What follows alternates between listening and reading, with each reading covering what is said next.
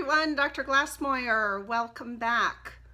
I am coming off of a pretty significant bout of bronchitis, and I'm going to apologize in advance for the inevitable coughing that's likely to occur during this video. As I was recovering from this bronchitis, I was thinking a lot about the toll that emotionally abusive relationships have on our health. You know, in the day-to-day, putting your head down, pushing through, taking care of the kids, going to work, doing all of the things that you have to do, and coping with the inevitable stream of toxic poison coming at you if you are in an emotionally abusive relationship, you can go along coping like this for a while. Then what happens is you start to have physical symptoms. Maybe things that are clearly stress-related, such as headaches, backache, neck pain, muscle tension types of things. But in addition to that, you can have a host of very, very serious physical illnesses that start showing up simply because of the impact of chronic stress on your immune system and on your ability to fight the things that we are exposed to every day. So I want you to ask yourself the question, excuse me, am I healthier today than I was a year ago? If you have gotten out of an emotionally abusive relationship and are actively pursuing emotional and physical recovery and health, the answer to that question may be, wow, there's a huge difference. If you've gotten out of the relationship and not pursued that, but rather remained stuck in the heartache, in the guilt, in beating up on yourself, perhaps for staying in the relationship longer than you ever expected that you would, things that keep you stuck or tied to that person, even though you are no longer in that relationship, are just going to continue to do harm to your health in the way that it would if you remained in the relationship. So we're going to talk in the next video about cutting those ties, how to energetically break free from that person. And I'm here to tell you, both from professional and personal experience, it's not about what the other person does or doesn't do. This is a decision that we make on our own behalf. It's a decision that we are going to accept and release what is. Not what we wanted, not what we wished for, not what we hoped for, or maybe even still hope for, but that we are going to release because we have the power to do that. So I'm going to do a video in a couple of days. We're going to talk about that because it's so important, is this releasing. I have talked to both men and women who have been in toxic relationships who a decade later are in such distress it's as though they are still in the relationship.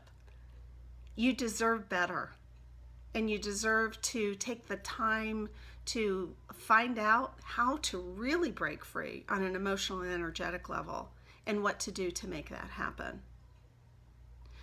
Other symptoms that show up that are kind of clearly connected to a stress response are panic attacks. Approximately 30% of people who show up in the emergency room have symptoms that are in some way related to anxiety or panic. If you've ever had a panic attack, you know it is tough stuff. Oftentimes people think they're dying. They think they're having a heart attack or an asthma attack. They think maybe that they're losing their mind, they're going to pass out. I mean, panic attacks are tough stuff, and they don't show up in direct response to necessarily a stressful event. This is the evidence of the impact of chronic toxicity on your body. That energy gets in there, and unless we do something actively to release it, it is swirling and swirling and swirling, and it's going to show up. People who have chronic health conditions such as hypertension, even developing something like diabetes, obesity, I could go on and on and on and show you the direct link between your emotional health and your physical health. So we know we don't control what other people in our life do. We don't control what spouses or boyfriends or girlfriends or parents or children or siblings or coworkers. We don't control what other people do. What we can control is how we respond, both emotionally and physically, and to what extent we are willing to set reasonable boundaries, communicate them clearly, and take care of ourselves. So wherever you are in the journey of identifying that perhaps you're in an emotionally abusive relationship, coping with the day-to-day while you make a plan, leaving the relationship, having left the relationship, in recovery, preparing yourself, mind, body, and spirit to be open to allowing love back in your life.